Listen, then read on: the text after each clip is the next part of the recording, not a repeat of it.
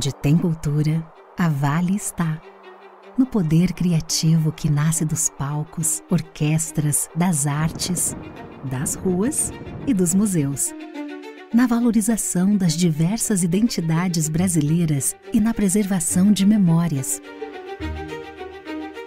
É valorizando a cultura que crescemos e evoluímos juntos. Instituto Cultural Vale. Renato Nogueira, Tayane Santos Martins e Matheus Leitão. Maior de todos. A roda de conversa acontece num grande auditório que possui um palco grande, elevado e diversas poltronas na plateia.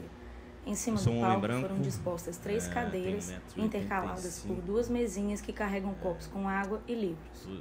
A decoração do palco ao fundo é composta pelo design e tema do quarto Fli Itabira, em tons de rosa, azul escuro, azul claro, lilás, laranja e cinza.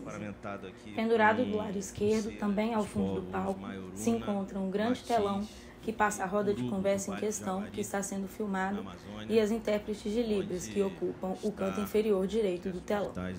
Da esquerda para a direita, a primeira pessoa sentada é Tayane Santos Martins, uma mulher branca de cabelos ondulados, castanhos, escuros e longos, cujo comprimento lhe chega até o meio das costas. Ela traz um vestido estampado em tons de azul variados e branco. Leva no pescoço o crachá dos participantes do evento. Ela se encontra nos últimos meses da gravidez. A segunda pessoa sentada é Renato Nogueira, um homem negro cujos cabelos castanho escuro, levemente grisalhos, lhe estão todos envoltos em dreads longos, que lhe estão presos atrás da cabeça, e ele usa barba de tom grisalho. Traja camiseta de botões de mangas curtas bege, suspensórios caque e calça de mesmo tom. Leva no pescoço o crachá dos participantes do evento e usa óculos aviador de grau de aro preto. A terceira e última pessoa sentada é Matheus Leitão, um homem branco de cabelos castanhos que lhe estão presos no alto da cabeça em um coque. Possui barba de mesmo tom. Ele traja calça bege e blusa branco sujo. Leva no pescoço o crachá dos participantes do evento e usa óculos redondos de aro preto. Aos 55 minutos e 10 segundos, se eleva da plateia um senhor branco que recebe o microfone para participar da conversa. No canto inferior direito do vídeo em questão, está do início ao fim as intérpretes de Libras, mulheres diferentes que trajam blusa preta. Elas traduzem simultaneamente tudo o que está sendo falado. De tempos em tempos, a plateia é filmada e está cheia. No canto superior direito do vídeo em questão, lê-se quarto Fli Itabira. De como o Matheus chamou a atenção para os adereços, então estou com um brinco caiapó, da região do Xingu, um povo da região do Xingu, e uma barriga bem redonda aqui no meio.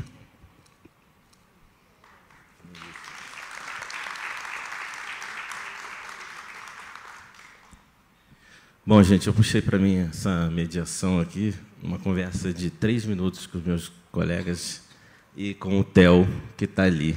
O Theo, que eu tive o prazer enorme de estar na casa da Tayane e do Jefferson no chá de bebê. Foi muito emocionante, eu fiquei muito feliz pelo convite, agradeço demais. Mas eu vou começar, Nogueira, com o livro da Tayane, Micaia, e eu vou ler só um trechinho para te fazer uma pergunta, mas, na verdade, vai ser para os dois. No avião é onde me permito sonhar o passado. Imaginá-lo preenche de significados miúdos que atestem minha existência anterior. Todo o resto de passado que me chega me assusta até o osso, mas o avião me deixa construir devaneios de felicidade esquecida. Quiçá seja a falta de materialidade habitual nos aviões. Esse amontoado de lata flutuante, que não é lugar nem de repouso, nem de deslocamento. Aliás, tampouco é lugar, o bicho de ferro. Eu tenho um irmão da minha mãe. Minha mãe tem 11 irmãos, mas um deles não gostava de jeito nenhum de andar de avião. Ele se chama Uriel Júnior. Ele já faleceu, mas eu lembrei muito dele quando eu estava lendo o seu livro, porque assim, ele falava que ele não queria entrar nunca no avião, e eu já sonhei muito assim também em avião. Eu sei que é uma ficção, né, que a gente está lendo aqui numa ficção, mas quando eu li esse trecho, isso tocou em mim, de alguma forma, né? E eu, pensando em sonho, né, você falando do passado e pensando no sonho futuro, eu queria saber, assim, para começar essa mesa, que mundo, que Brasil você sonha para o Theo, que está chegando aí, esse menino amado que a gente está esperando e que eu sei que vai trazer uma alegria enorme. E eu deixo também essa pergunta para o Nogueira, que está com essa família linda aí, né? Está com uma família maravilhosa, eu tenho visto eles aí, fui apresentado, conversei, e queria também saber o sonho que você tem, Nogueira, para esse Brasil nosso futuro aí. Só? De começo, assim, é só isso que tu quer saber. Eu fui uma criança e uma pré-adolescente muito megalomaníaca, de achar que eu tinha a capacidade de mudar o mundo. Eu continuo achando que eu e cada um de nós temos a capacidade de mudar o mundo, mas não de um jeito megalomaníaco, como pensar as mudanças que o mundo que eu quero ver, provavelmente eu não vou ver, provavelmente Theo não vai ver, provavelmente meus netos, se eu tiver netos, não vão ver, né? Então, eu gosto de prezar esse sonho de futuro com um pé bem calcado na realidade. E, já que a gente está num evento em que o tema é amor, literatura e ancestralidade, eu gosto muito de pensar o amor como... Bell Hooks nos chama para pensar o amor como prática, e pensar o futuro como prática também. Um futuro alicerçado nesse presente, alicerçado no que a gente tem capacidade de transformar, que provavelmente não vai ser a imagem que a gente projeta para frente, né? E nesse sentido que eu fui chamada pela literatura. Essa esfera de sonho, de projeto de futuro e de capacidade de ação que faz com que eu me aproxime da literatura e que faz com que eu queira contar histórias, né? De me perguntar que histórias eu quero contar. Tem aquela fala de Chimamanda, O Perigo da História Única, é uma fala que me acompanha desde a minha graduação, esteve nos meus TCCs, na minha dissertação, nos meus trabalhos, já levei para a sala de aula. É uma fala bem conhecida, mas que me acompanha muito nesse sentido de escolhas de que histórias nós estamos narrando, que histórias nós estamos... Que tipo de memória a gente está construindo, como que a gente olha para o nosso passado, e isso tem tudo a ver com o nosso futuro. Porque o que ela fala é isso, né? Algumas pessoas, alguns grupos, e aí eu falo como uma mulher branca, tem esse direito de narrar as histórias, de colocar as histórias como se fossem grandes histórias, como se fosse a totalidade da nossa sociedade, da realidade do nosso mundo, o que não é verdade, o que é uma opressão imensa também. E que o grande problema disso são o fato dessas histórias serem narradas e renarradas sempre do mesmo ponto de vista. Não é que elas sejam mentirosas, não é que não exista verdade nelas, mas é que isso reduz a experiência das pessoas, reduz a experiência dos povos, como se aquilo fosse a única coisa sobre uma pessoa, sobre um povo, sobre um país. E aí, você trouxe a imagem do avião no início, esse trecho é um trecho que eu gosto muito, que é muito baseado num livro do Michel Onfray, que chama Teoria da Viagem, e ele pensa a viagem como esse trânsito. É a viagem que começa antes da viagem acontecer, e aí eu quero deslocar um pouco do livro e fazer uma analogia com esse sonho de futuro, esse olhar para o passado, essa preparação para a viagem, né, não só quando, na maneira concreta, quando está se arrumando as malas, quando está se pesquisando o destino, escolhendo o destino, mas essa preparação para o que vem na frente, o trânsito como esse espaço, que é um espaço de suspensão, né, não é nem uma coisa nem outra, a gente está se dirigindo a um caminho, e aí, nesse sentido que eu penso, a prática de um dia a dia, de uma sociedade mais justa, de uma sociedade em que as pessoas se vejam, né? A gente ir para falar de amor, em términos de relacionamento, por exemplo, né? O que as pessoas mais ouvem é quando termina um relacionamento: ai, mas você merece mais, você merece outra coisa. Esse uso desse termo, merecer, como se o amor também fizesse parte da meritocracia, dessa lógica da meritocracia. E absolutamente todos nós temos direito ao amor, e ao amor completo, ao amor inteiro. Então, pensar essa prática de futuro, pensar essa prática de nos vermos uns aos outros e de construir, e de chegarmos num outro lugar. Então, eu imagino um futuro de muito trabalho.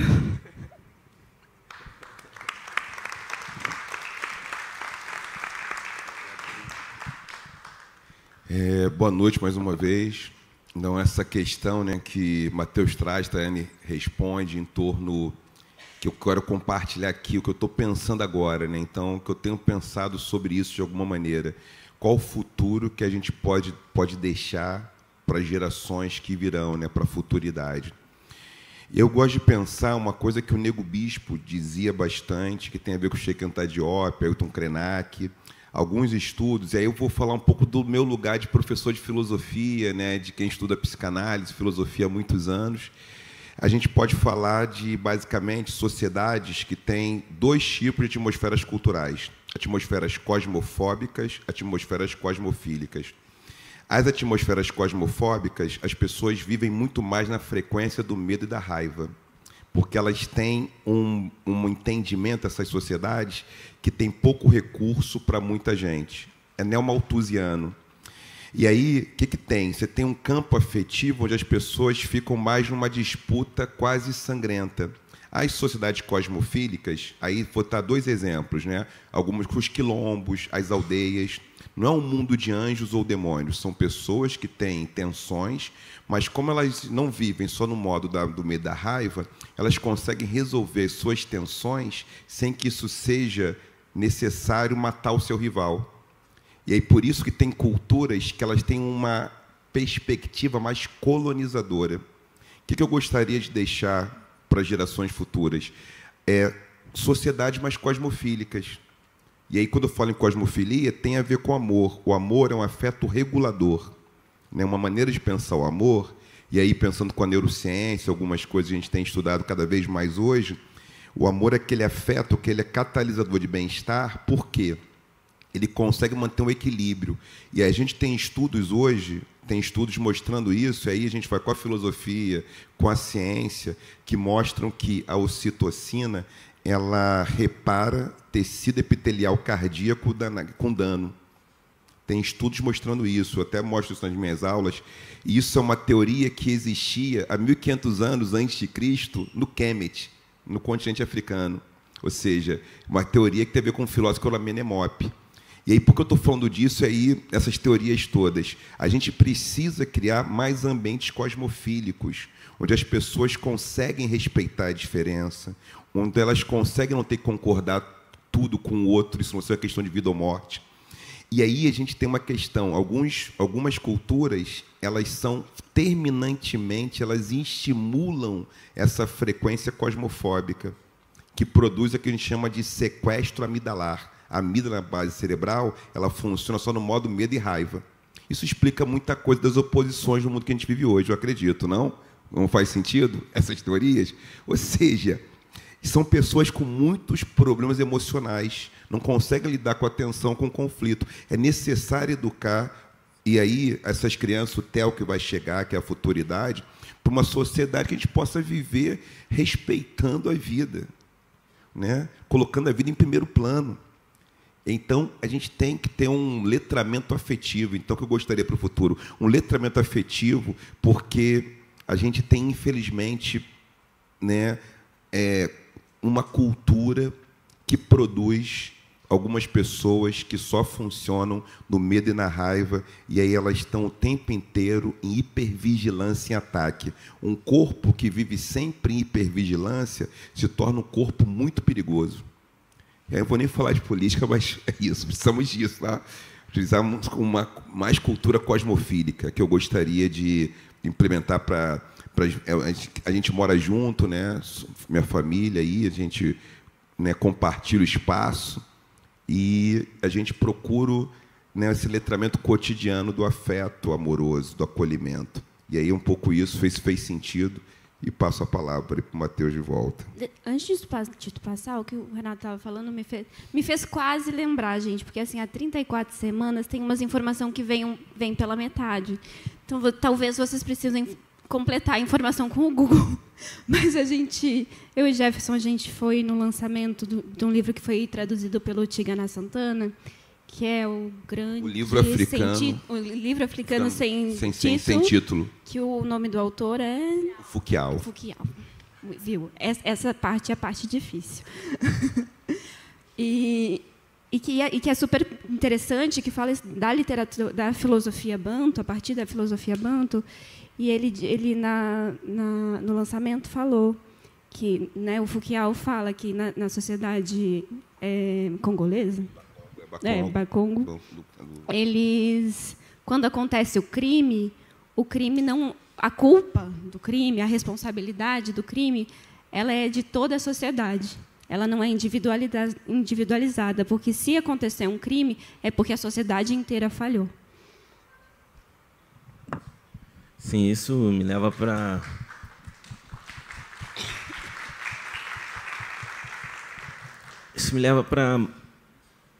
o dia de ontem, né? Marielle Franco foi assassinada na nossa sociedade. Uma mulher negra foi metralhada pelas costas, né, num único local do Rio de Janeiro, onde, naquele momento, e eu sei porque eu cobri, né, como jornalista, que as câmeras estavam desligadas, né? Isso mostra o tamanho, né, do envolvimento do Estado, do crime organizado naquela morte, né? Naquele assassinato terrível. E eu queria deixar aqui um abraço grande para a dona Marinete, para o seu Antônio, para a Aniele, né, para a Luiara, para a Mariá e para a Eloá, pessoas que eu tive a oportunidade de conviver através do meu trabalho. E eu sei que ontem foi um primeiro passo, é um primeiro passo ainda muito distante daquilo que a gente precisa nesse caso, né? Eu escrevi uma coluna ontem, na minha coluna na Veja, e falei um pouco disso, né? Que justiça é essa, né, que a gente está vendo? Mas eu acredito que foi um primeiro passo. Eu achei importante também falar isso aqui, né? Porque você tem também um trabalho sobre luto, né? Eu estou passando por um luto agora, neste momento, com a morte da minha tia Beth, que foi uma, né, espécie de segunda mãe ali na minha vida. E eu estava com ela no último suspiro dela, né? Isso me impactou muito, porque você vira uma chave ali, quando você vê ali a pessoa dando o último suspiro, a pessoa que estava com você, né, no dia que você nasceu, e você vê o último suspiro dela. E eu li um pouco do seu livro também sobre luto, né? E eu vi amanhã, Dia dos Mortos. Você até conta, em determinado trecho do livro, que em muitas, né, culturas se festeja, né? As pessoas vão para os lugares, como no México, né? Vão para os cemitérios, enfim. E eu estava pensando muito sobre isso, né? O amor em relação a essas pessoas que se foram, né? O amor por Marielle, o amor por Bruno Pereira, né? O amor por essas pessoas que marcaram a sociedade brasileira de alguma forma e têm, de alguma forma, continuando a nos conduzir, porque ficaram, de fato, como marcas para a gente olhar e pensar a nossa sociedade como algo melhor. E por isso que eu quis começar falando um pouco do Theo. Mas eu queria ler um trecho, porque esse amor que a gente sente pelas pessoas que se foram, pelas pessoas que estão aqui, pelas pessoas que vão chegar aqui, eu achei muito interessante esse trecho, é um trecho bem pequenininho. Nogueira fala assim: afinal, o que é o amor?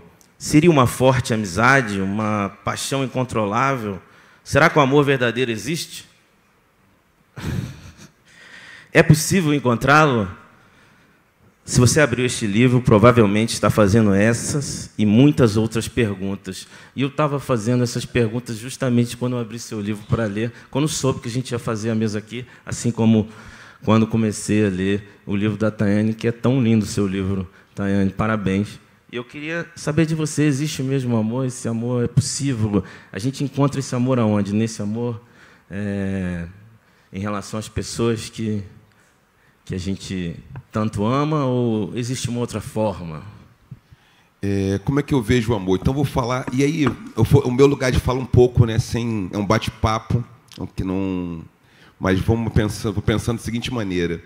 Eu uso algumas teorias que são a seguinte, né? Nós temos 3 classes de afetos: afetos primários, secundários, terciários. Afetos primários: alegria, tristeza, nojo, medo e raiva, que é a teoria clássica neurocientífica que está no Divertidamente. Aí temos afetos secundários, que são os sentimentos. E temos afetos terciários, que são os pensamentos, a deliberação, a nossa racionalidade também é afetiva. A gente sabe disso hoje. Como é que o amor funciona? O amor é um afeto que ele faz um bom uso da raiva. Eu tenho raiva, eu tenho medo. Esse sentimento ele pode despertar algo ruim se o amor não estiver presente. É como se fosse o seguinte: o amor tem que dirigir o carro. É um ônibus, tem um avião, tem um monte de gente na tripulação, tem todos os sentimentos e afetos. Se o amor dirige, eu não vou deixar de sentir raiva, indignação, mas eu vou usar isso de um modo biofílico, a favor da vida. Quando o amor sai de cena, a gente é capaz de destruir a vida. Esse é o problema. Então, o amor tem que entrar em cena porque ele equilibra, né? Ele faz um equilíbrio da nossa dinâmica afetiva, o amor. Tá? Isso está na ciência, na filosofia. Só que a gente fala pouco sobre isso. Então, as pessoas mais violentas são pessoas que têm um déficit amoroso muito grande. Porque elas são capazes de respeitar o limite da vida. Elas não têm limite, não têm contorno. Elas perdem o limite no conflito. Esse é um grande problema. Então, o amor é necessário. Né? Então, o amor é necessário. Então, o amor existe. Só que, como a gente faz? Como pode dar amor? Ou toma injeção, né? Tem injeção, mas não, ou a gente bota pé no chão, conversa com o outro, se escuta as pessoas, aí faz a diferença. Né? Faz sentido? Então, assim, quando você tem pessoas que têm um estado de déficit emocional muito grande, elas respondem com violência. Por exemplo, o poder. O poder é uma energia muito pesada. Se a pessoa não estiver equilibrada, quando ela acumula poder, ela fica num estado de tensão que ela não consegue se relacionar com os outros sem abuso. Por isso tem pessoas que, quando ganham poder, ficam o quê? Mais violentas, porque o poder ele destroça a nossa escuta emocional. Então, não é todo mundo que está preparado para ter poder, por essa razão. Né? Então, tem que ter sempre amor, me alimentar de amor, o tempo todo. Não é uma coisa fácil. Então, tem que fazer cotidianamente esse negócio. E aí, a gente fala de Marielle, né? Falar de Bruno, figuras fundamentais. E é isso. Estão lutando por uma sociedade onde todo mundo caiba. E o pessoal que não tem amor, eles acham que não cabe em todo mundo. Eles acham que existem alguns eleitos que podem caber no mundo. E os outros não podem. Só alguns especiais que podem caber no mundo. E aí tem que dar limite para essas pessoas. Um pouquinho de amor e um pouquinho de correção também, de vez em quando. O pessoal, senão eles não tem jeito. O amor existe, o meu está sentado ali, ó. Pois é, pensando aqui. É um pouco curioso falar de amor a partir de Micaia, por exemplo, né, que é um livro tão violento que algumas pessoas... É violento, mas algumas pessoas consideram que eu estou falando mais de violência do que de amor. E, para mim, o que foi o sentimento durante todo o processo de escrita e o que eu continuo vendo no livro e o que eu continuo vendo na vida é que fala muito mais de amor do que de violência, né? Porque, e aí eu vou usar a Bell Hooks de novo, porque quando eu li tudo sobre o amor, muita coisa na minha vida fez sentido, essa ideia de amor como prática, mas essa ideia de amor como ela relaciona o amor com a espiritualidade também, com o desenvolvimento do espírito, né? Ela faz uma analogia e ela está falando de amor num sentido de relacionamento afetivo, mas também de comunidade, partindo desse lugar de relacionamento afetivo, mas a gente também pode levar para outros campos, que o amor é essa vontade de querer desenvolver o próprio espírito para que o amor flua, inclusive, com outra pessoa, né? Porque a outra pessoa também possa se sentir amada. E, de novo, isso em qualquer campo. E aí eu acho que a nossa sociedade ainda tem um jeito muito Disney e muito ocidental de olhar para o amor, muito romantizado, né? Que a gente vê aquela figura, talvez muito relacionado ao desejo. E não é assim que eu vejo o amor, né? O amor está em absolutamente todos os atos que eu faço no meu dia a dia, né? Estar aqui é também um gesto de amor. A gente saiu de casa às 7 da manhã, viajou, chegou agora há pouquinho, tem 34 semanas de bebê na minha barriga. Também é por amor que a gente faz isso, seja pelo amor à literatura, seja por amor... os amores que estão aqui, os vários amores que estão aqui, essa vontade de olhar para o outro, de trocar o outro e de se melhorar para que isso, né? Eu cheguei no finalzinho da mesa da Bianca, da Natália, já quase chorei. Elas falam de autoestima e de maternidade. E claro, é muito cômodo, é muito fácil eu neste corpo que é considerado um corpo padrão falar de autoestima e falar de auto-amor, mas como um exercício muito mais de olhar para aquilo que dói em mim, para aquilo que é feio em mim, e aí em cada um de nós, que eu encontro o amor. Muito mais do que em gestos românticos, muito mais do que no carinho, na troca dos outros, essa coragem de olhar para si mesmo e de olhar para a nossa sociedade, de olhar para tudo que a gente vive e ver o que está feio, o que é feio em nós, e reconhecer e conseguir transformar. Porque é só através disso que a gente consegue pensar no futuro, consegue pensar numa sociedade que a gente sonha.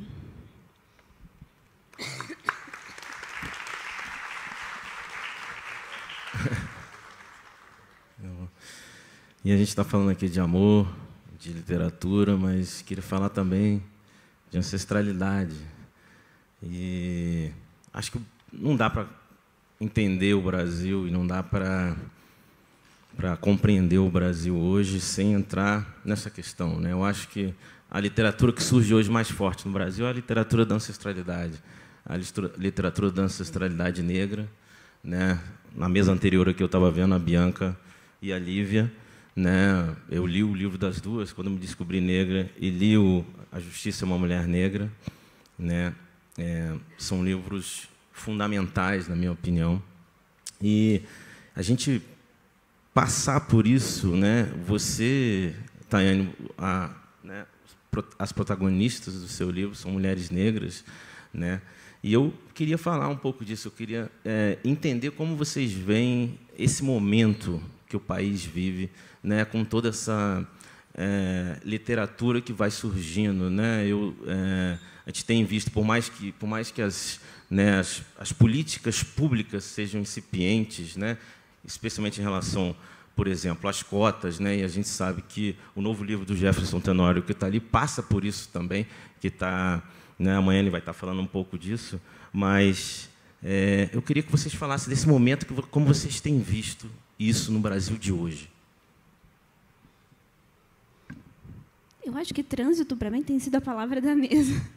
Porque, apesar de ficar muito decepcionada com muitas coisas que eu vejo, inclusive as eleições municipais, por exemplo, né? Eu não voto em São Paulo, mas estou morando em São Paulo. E é um pouco impossível não acompanhar a campanha, os debates, e as cadeiradas, e as fake news, e os documentos falsos, e pensar que, cara, como que esse circo de horrores está sendo... Não só está acontecendo, mas como está sendo televisionado, está sendo patrocinado, e é isso de possibilidade de representatividade política que a gente tem. Como é que a gente chegou nesse momento? E isso me mexeu muito comigo, assim, do mesmo jeito que o assassinato de Marielle. Eu estava escrevendo Micaia na época, foi de tudo o que aconteceu, desde o assassinato de Marielle, a eleição de Bolsonaro, enfim, todas essas atrocidades que aconteceram nesse período. O assassinato de Marielle foi uma das coisas que mais mexeu comigo, assim, que mais doeu e me fez questionar muitas coisas nesse sentido de como é que a gente chegou aqui. Eu ainda tento manter um olhar um pouco otimista para a nossa realidade, num sentido, não que as coisas estão boas, mas de que estamos num momento de transição. As coisas estão mudando, a gente teve vários avanços, e quando a gente propõe mudança, existe resistência. A gente teve a Flip recentemente, né? Jefferson teve uma mesa, e essa semana a gente estava conversando sobre isso, e lá na mesa era sobre censura, sobre o que aconteceu com o Avesso, e ele estava falando desses processos de mudança, e que o processo decolonial, o processo de descolonização é um processo violento. E aí teve uma menina na plateia que fez uma pergunta e pediu para ele falar mais sobre a violência desse processo. Assim.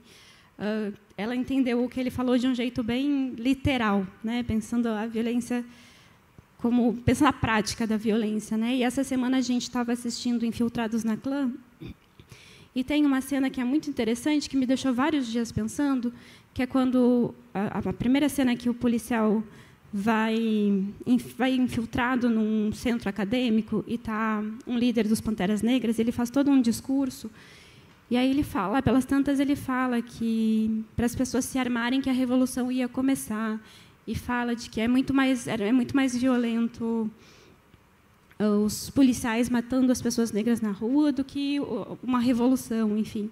E aí, nessa cena, estão os policiais brancos com um fone de ouvido, ou escutando a palestra, e tudo que esses policiais conseguem ouvir e entender é como se fosse uma ameaça real, né? Não conseguem perceber a nuance, a subjetividade dessa violência.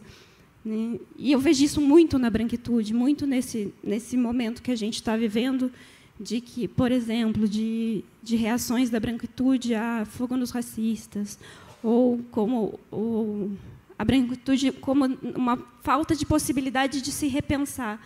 Né? E processos de mudanças, eles são violentos, porque mudar dói, transformar dói. Então, o que eu vejo nisso é uma reação muito violenta, de novo, a processo de mudanças. A gente que está confortável e que nunca teve necessidade nenhuma de se repensar e de perceber as nuances ao redor de si e de fazer alguma coisa diferente, está muito confortável ali e não quer que isso mude. Então, eu ainda, por mais que pareça desolador, eu ainda tento considerar isso como uma visão otimista, nesse sentido, tá tendo reação, a gente vai continuar, porque não tem mais volta. Como esse momento, né, e conectar com a ancestralidade. Uma forma de definir ancestralidade é como uma potência do passado que apresenta caminhos para o futuro, uma definição sucinta, ou seja, tem a ver com pessoas, com projetos que já estiveram aqui em matéria, agora não estão mais em matéria, estão em espírito, mas esse espírito continua nos animando, apontando caminhos para que a vida possa continuar. Então, a ancestralidade é uma potência criativa que nos inspira, né? E essa literatura que está falando isso, por quê? É uma literatura que ela está dizendo, não precisa ser só a distopia, não precisa ter só uma terra prometida para um grupo. Aí eu volto à cosmofobia, cosmofilia. Por que essa literatura está aparecendo? Porque, a grosso modo, alguns berços civilizatórios, a perspectiva ela é muito mais de uma... A grosso modo, tem uma tribo eleita que chega no final, briga com todo mundo, e só essa tribo chega no final. Isso está na estrutura do pensamento ocidental. Tá? E aí tem alguns outros povos que estão dizendo assim, a gente não precisa amar todo mundo. O amor é uma energia limitada. Você tem que converter todo mundo, nem amar todo mundo. Você pode amar algumas pessoas e respeitar todo mundo. E aí muda de figura, porque tem uma inversão, que parece uma inflexão estranha, né? O discurso de amar todos como a si mesmo, ele mais produz na prática um certo ódio contra muitos. Enquanto o reconhecimento de que eu não sou capaz de amar todo mundo como a mim mesmo, ele implica mais respeito na prática. É de uma fantasia sobre-humana que vai gerar um conjunto de dispositivos e práticas sociais que, ao contrário de acolher, vai excluir. E aí essa literatura que fazia isso, ao final chegam só os bons, só os perfeitos. Ela não agrada todo mundo mais. Fala, pô, será que é só isso que é a vida? Não pode ter imperfeição e ter uma roda que chegam alguns, a gente gosta de um pouco mais de um, gosta mais de outro, respeita todo mundo. Não pode ter isso também? E essa literatura da ancestralidade negra indígenas, elas apontam para isso. Quando Schopenhauer fala da queda do céu, ele está falando sobre isso. Quando Krenak fala de histórias para adiar o fim do mundo, é falando sobre isso. Quando Foucault está falando do povo Bakongo, está falando sobre isso. Que a alternativa é a gente criar um outro modelo, porque é possível que existe. Tem culturas que vivem de outra maneira. Vou dar aqui um exemplo rápido. Nas culturas guaranis, culturas do Alto Xingu, algumas culturas africanas também, eu estive agora no continente africano, fiquei 21 dias entre o Mali e Senegal, pesquisando, conversando com griots de Geles. Em algumas culturas, não tinha feminicídio. Não tinha feminicídio. Qual a razão? A gente pode ler muitas feministas como a Rita Segato, e a gente pega o século XVI, XVII, milhares de mulheres foram mortas na Inglaterra, Escócia, Noruega, na Europa Ocidental como um todo, que eram tidas como bruxas, porque elas tinham mais conhecimento que os homens. Em culturas africanas e indígenas, não é que fosse melhor ou pior esses homens, mas eles têm uma tecnologia cultural que esse homem aprendia a lidar com a temperatura dos afetos. E aí, tem culturas que elas entendem o seguinte, vou dar o exemplo, os Chouk, por exemplo. Os homens têm sangue quente, mulheres têm sangue frio. Essa cultura Chouk, na cultura Guarani, por exemplo, cultura africana e indígena. Então, o garoto, quando engrossa a voz, passa por um ritual para que ele possa aprender a lidar com seus afetos de frustração. E aí os Zulus, que são guerreiros incansáveis, não matavam mulheres, como os europeus. O que isso quer dizer? Que eles passavam por um treinamento, tem uma tradição cultural que faz uma diferença. Isso está aqui entre os guaranis. Por isso que a aldeia Guarani tem que ter rio. Não pode deslocar as pessoas do seu lugar, porque tem uma tradição que está imantada ali naquele território. Os iorubás, eu tenho amigos iorubás, ele conversa com o avô dele que está enterrado para resolver um conflito de família. O avô tem que conversar com ele. Não pode trocar de terra. É outra coisa. Então, essa literatura fala sobre isso. E tem que ensinar as pessoas, isso é ensinar bons modos, para quem não tem bons modos e usa a violência como forma de relacionamento com o outro. É educar o pessoal que está mal educado. Não, espera aí, você está nervoso, você tem problema. Vamos cuidar de você, tem problema. É isso. Então, essa literatura faz muito sentido. Imagina uma escola que tem isso e a gente tem uma taxa de feminicídio muito alta. Tem explicações culturais para isso. Não uma natureza. O cara nasceu assim. Porque os Zulus, os Chouk não tinham isso, e a Europa, isso era uma prática social institucional, de queimar mulheres vivas. Por quê? Então, temos que enfrentar esse negócio. Aí essa literatura conta essas histórias. Por isso que é bom escutar a Márcia Cambeba, o Nego Bispo, Mãe Estela de Oxóssi, que essas pessoas falam sobre isso. Elas estão falando de outra coisa. Né? Traz uma outra tradição cultural, outra forma de lidar com os velhos. Tem cultura como os Tonga, tem um casal que casou no continente, que eles acham estranho cirurgia plástica. Por quê? A cirurgia plástica, ou pintar o cabelo que ficou branco, você esconde a tua trajetória. E lá envelheceu um negócio bonito. É outra coisa. Então ninguém ficou obcecado pela juventude, o povo Tonga. Gostam de envelhecer. Adora ter ruga. Fala, pô, ruga, coisa boa. Entendeu? Olha que coisa. Então não tem problema mais com o envelhecimento. A gente tem que ouvir essas histórias que existem. A gente conhece pouco. Conhece só a história de um herói valente que mata todo mundo e só o povo dele sobrevive. Aí, gente, isso é de um narcisismo infantil que não dá mais certo. Fala, gente, alguns vão ter que prender, tá? Outros a gente bota um pouco de amor para eles melhorarem, outros tem que prender. E aí, desculpa, até na eleição não pode deixar de ser candidato, então alguns também não, que é criminoso, delinquente, não pode deixar de ser candidato. Alguns, esse aqui não pode ser candidato. Vamos ver a legislação, permite, cometeu crime. É delinquente, não pode. Delinquente. Não, na verdade ou não? Ou pode deixar que é um risco, gente.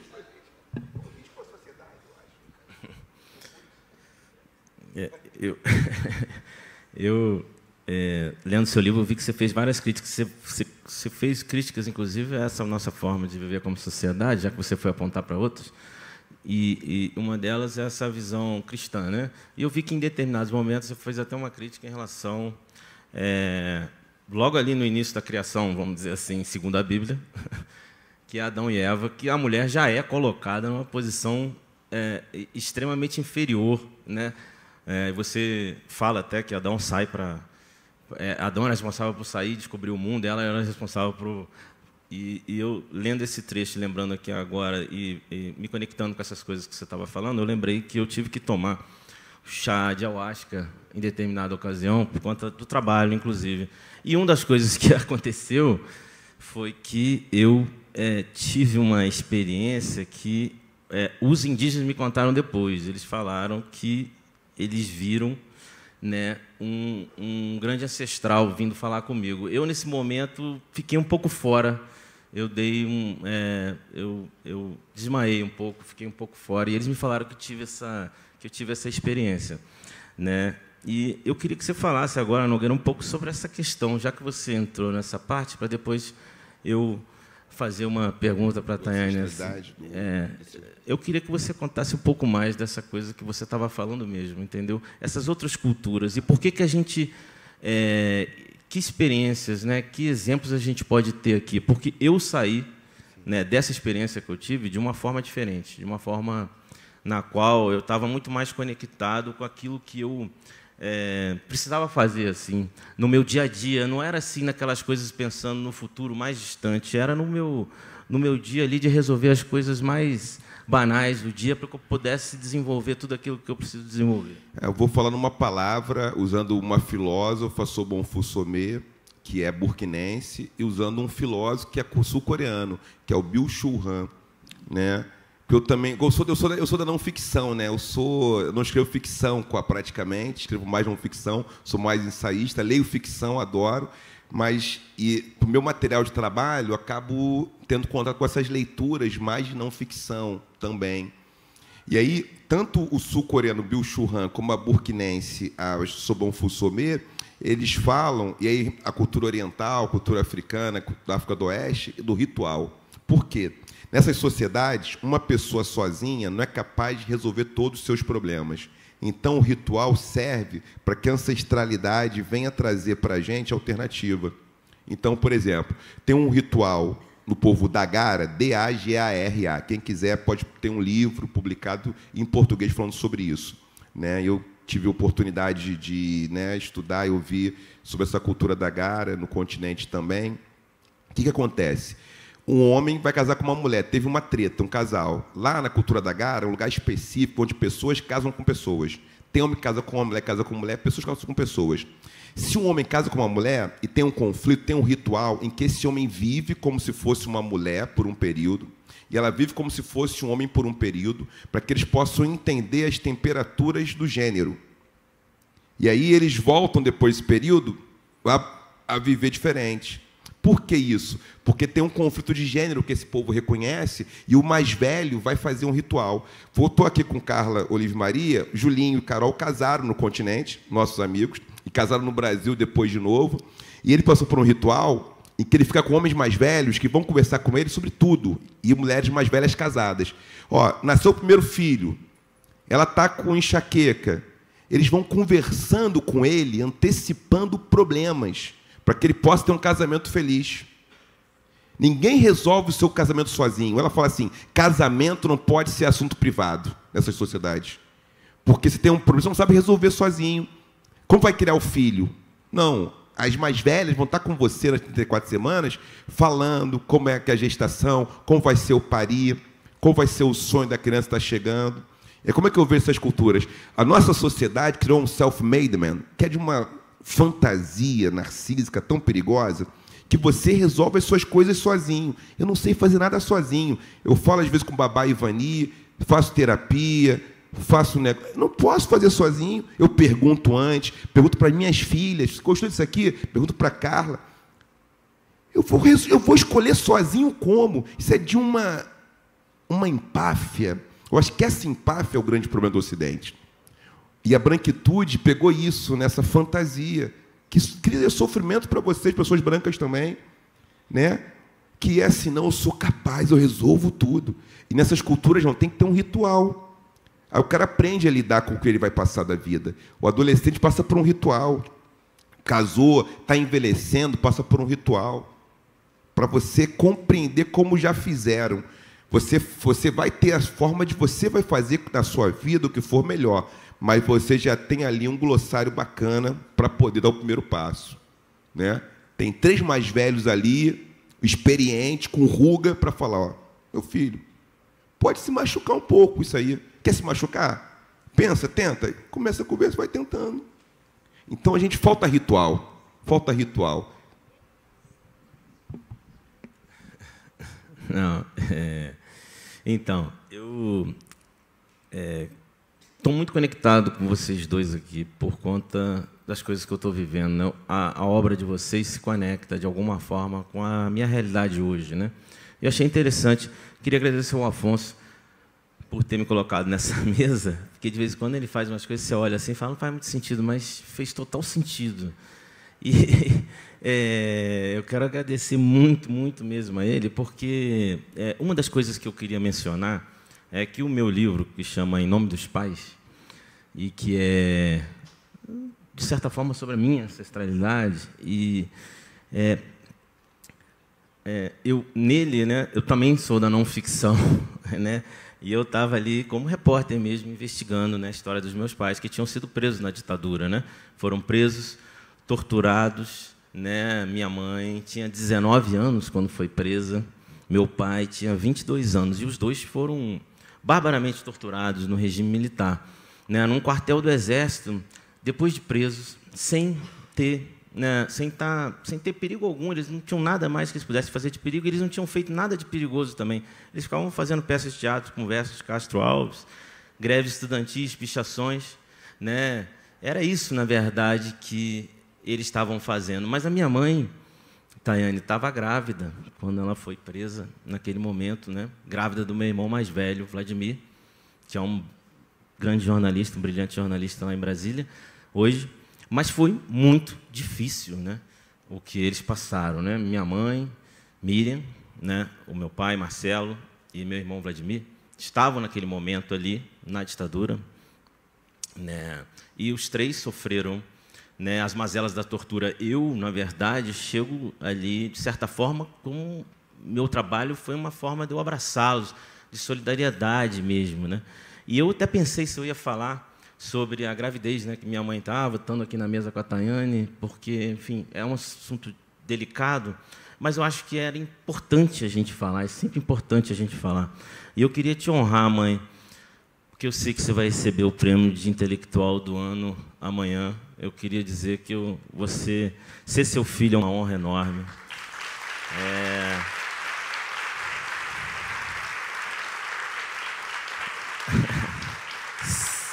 Saber de suas lutas é uma honra enorme. Ver a forma como você conduziu a violência que você sofreu para chegar onde você chegou. E eu estava pensando, né, poxa, falo, não falo, mas eu achei melhor falar. Por quê?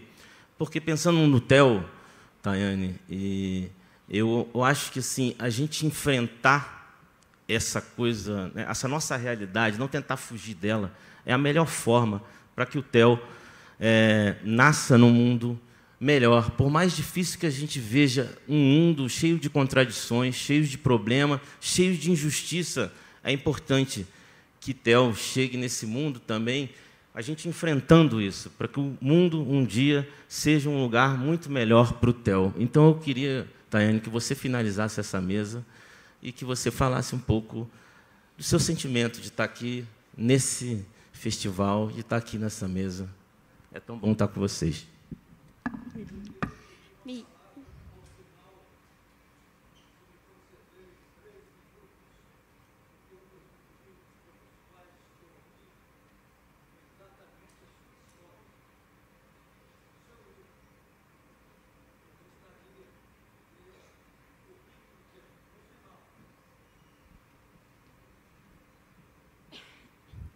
Um abraço meu também para aquele Miriam. Não consigo nem imaginar, nem pensar nessa realidade. Quero fechar falando, já que estamos voltando para a ancestralidade. Eu falo de ancestralidade em um lugar muito diferente, né? Eu, você, Matheus, do que do Renato. E acho importante falar de ancestralidade também desse lugar da branquitude, né? Que é um lugar muito diferente de todo o movimento que a gente vê quando autores negros, quando pesquisadores negros falam de ancestralidade, dessa necessidade de... A gente não tem essa necessidade, muitas vezes, de quase inventar uma ancestralidade porque não existem registros, porque a gente não sabe, porque não existe memória. A gente ainda vive num país que está muito acostumado a esquecer. E a Carola Saavedra, ela traz isso num livro de ensaios dela, O Mundo Desdobrável, em relação às famílias que têm ancestralidade indígena, por exemplo, que também serve para as famílias negras, que chega um momento que os registros somem. Na minha família, pelo lado da minha mãe, existe um rumor que a minha tataravó, talvez, bisavó, tataravó, fosse uma mulher bugra. E bugra, no Rio Grande do Sul, é uma palavra muito pejorativa para se referir a uma pessoa mestiça. Podiam ser as mulheres indígenas que eram raptadas, ou podiam ser mulheres mestiças com sangue negro. E há possibilidade disso ser real, porque eu já tentei fazer esse exercício de chegar nessa pessoa, que eu já tentei, minha irmã já tentou, a gente não consegue descobrir nem o nome dessa pessoa. Então, isso me diz alguma coisa de que pode ter um fundo de verdade nessa história familiar. Então, quando eu penso, eu, como mulher branca, pensando ancestralidade, e o que eu faço com isso, o que eu faço com uma carga de antepassados, e aí eu vejo muito uma culpa branca, né, das pessoas da branquitude se sentindo culpada e não sabendo reconhecer o que tu está falando, né, Matheus, de olhar para a nossa história e reconhecer tudo o que aconteceu na nossa história, porque não consegue lidar com isso. Também não me parece um lugar bom de olhar para a nossa ancestralidade, de olhar para tudo o que aconteceu antes de mim. Houveram muitas pessoas que viveram antes de mim para eu estar aqui, para o Theo nascer, para o Theo chegar. Nem todas foram boas, nem todas foram ruins, mas muita violência aconteceu, muita opressão aconteceu. E é muito importante que a branquitude consiga fazer esse exercício. E, para mim, olhar para isso e reconhecer o que veio para trás, o que já aconteceu, tanto o que vem de bom quanto o que vem de ruim, é uma possibilidade de, daqui para frente, poder fazer diferente. De daqui para frente, o que aconteceu com as mulheres da minha família não aconteça, ou o que pessoas da minha família fizeram com outras pessoas também não aconteça. Então, também é um tema muito caro para todos nós, não é um tema importante para uma determinada parcela da sociedade. Olhar para o nosso passado, olhar para quem veio antes da gente, para o que veio antes da gente, é muito importante para o que a gente vai seguir para frente. Então, esse é o meu sonho de futuro, esse é o meu sonho de que a realidade para o Theo seja diferente do que foi para mim e que os filhos dele, se existirem, sejam diferentes do que foi para ele. Esse é o nosso sonho. Obrigado, gente.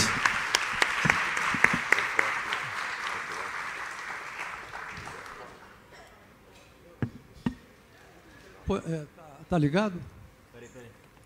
Eu peço apenas 2 minutos, porque eu fui militante político, fui preso político, tenho uma longa história que estou resgatando, mas não é sobre a minha história, sobre um livro que me chamou muita atenção quando foi publicado, e esse livro eu carrego comigo e tiro as cópias, porque ele agora está esgotado, entrego para os meus amigos. E faço isso dentro de uma ideia de que nós temos que resgatar a nossa história com muita verdade, com muita justiça e com muito amor. E nesse livro, você desculpe a questão, Mateus, eu vi que você, como um jornalista investigativo, conseguiu todas as documentações, e você passou a fazer isso ainda quase no final da ditadura. Eu não sei colocar no tempo, mas você documentou tudo que vocês, a família, sobretudo sua mãe e seu pai, passaram nas prisões do Espírito Santo. Então, se há uma prova de amor, que é o primeiro tema, eu acho que você tem um merecimento, assim como, recentemente, né, e mais algum tempo, né, o Marcelo Rubens Paiva resgatou, não só com Feliz Ano Velho, mas, sobretudo, recentemente, há 2 anos atrás. Ainda estou aqui. Ainda estou aqui, cujo qual, transformado em filme, está, né, nós sabemos onde.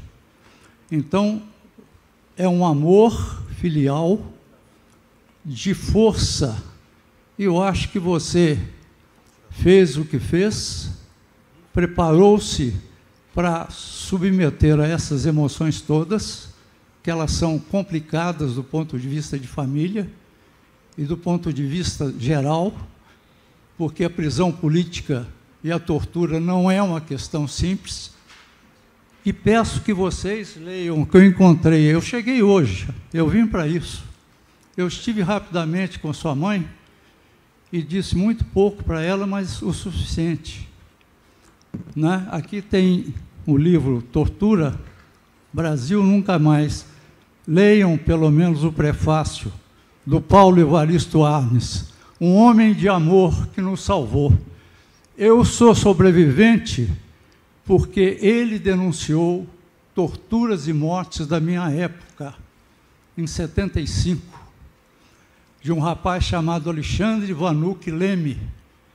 Eu fui testemunha, entreguei o meu depoimento para a família, e acho que essa é uma questão importante. Hoje, a ancestralidade, vejo também do ponto de vista daqueles que tombaram, que eram lideranças, porque a ditadura queria matar exatamente em vida esses heróis, não vou citá-los, mas são muitos, né? Porque eu não estou aqui tratando de uma espiritualidade, eu estou tratando de uma história recente de 50 anos do Brasil. E a ancestralidade, para mim, tocou fundo quando vocês falaram. E, do meu ponto de vista, nós perdemos muito, muito, muito. Obrigado pela parte. Eu agradeço demais. Obrigado. Muito obrigado.